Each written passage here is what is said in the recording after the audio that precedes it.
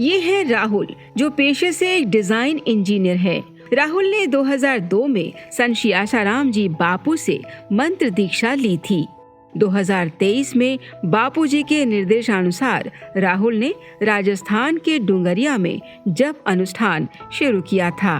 उसके बाद इनके साथ क्या हुआ, आइए सुनते हैं स्वयं राहुल की जुबानी।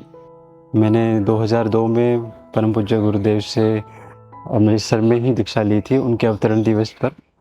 उसके बाद 2021 में पहली बार मैं गुरुदेव के पास गया था। वहाँ पे मुझे उनके सानिध्य का लाभ मिला था।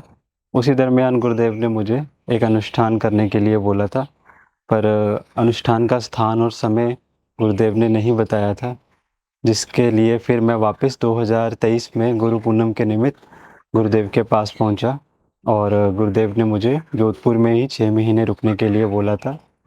और तब भी अनुष्ठान कहाँ करना है ये उस समय गुरुजी ने नहीं बताया था। फिर उसके कुछ दिनों बाद मेरा डुंगरिया जाना हुआ और उसी दरमियान गुरुदेव ने मुझे डुंगरिया में ही अपना अनुष्ठान करने की आज्ञा दी।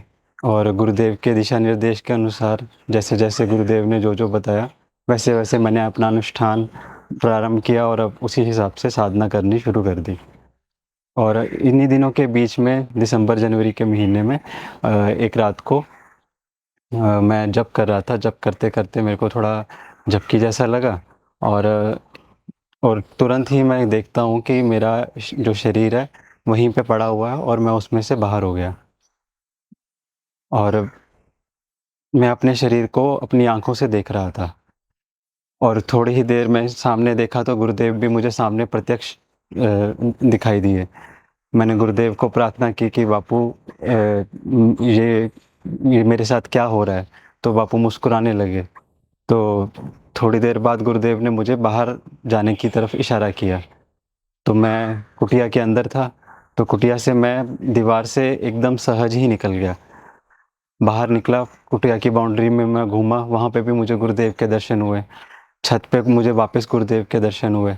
गुरुदेव ने मुझे ऊपर से देखा, उन्होंने ऊपर मुझे वापस ऊपर की तरफ भी बुलाया, ऊपर से फिर वापस नीचे लेके आए। तो वहाँ पर ये सब काफ़ी देर तक चलता रहा। फिर मैं कमरे के अंदर वापस आया तो मैंने वापस देखा कि मेरा शरीर तो वहीं पे पड़ा है।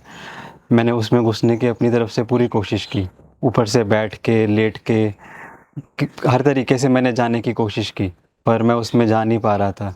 गुरुदेव मेरे साथ ही खड़े थे और मुस्कुराए जा रहे थे। ये सब देख रहे थे और मुस्कुराते जा रहे थे। फिर मैंने गुरुदेव को प्रार्थना की, बापूजी मैं मर गया हूँ, आप मुझे वापस जिंदा कीजिए। बापू मुस्कुराने लगे। मैंने फिर वापस प्रार्थना की, क्योंकि मैं बहुत उस समय डर भी गया था। मुझे बहुत डर भी लग रहा था कि ये क्या हो गया है, क्या हो रहा है। फिर थोड़ी देर बाद मुझे नहीं पता मैं किस तरह से वापस अपने शरीर में आया और जैसे ही मेरी आंखें खुली, मेरा पूरा शरीर जो था पसीने से भीगा हुआ था। मेरे पूरे कपड़े भीगे हुए थे और मैं इतनी ठंड की रात में कि जहाँ 3-3 रजाइयाँ ओढ़ के सोना पड़ता है, उस इतनी ठंडी रात में भी पूरा शरीर मेरा पसीने से भीगा हुआ था और कमरे में पूरी तरह से एकदम अलौकिक शांति थी।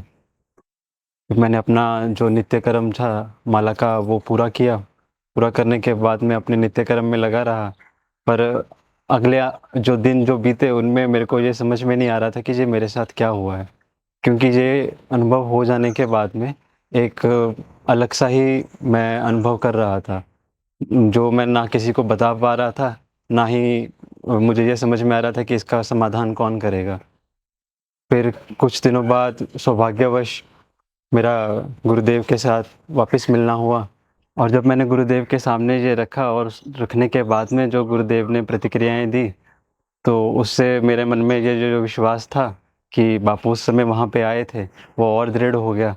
और साथ में ये भी दृढ़ता आई कि बापूजी जो सत्संग में बोलते हैं कि गुरु सर्वव्यापक होते हैं, हर जगह हर समय मौजूद रहते हैं, वो मेरा प्रत्यक्ष अनुभव हो गया कि वो सिर्फ जहाँ पे शरीर से दिख रहे हैं वहाँ पर नहीं है, वो हर समय हर एक जगह पर मौजूद है, हमारी हर प्रतिक्रिया में हमारे साथ हैं। हम अनुभव कितना कर पा रहे हैं ये बस उनकी कृपा से ही पॉसिबल है और किसी चीज़ से नहीं।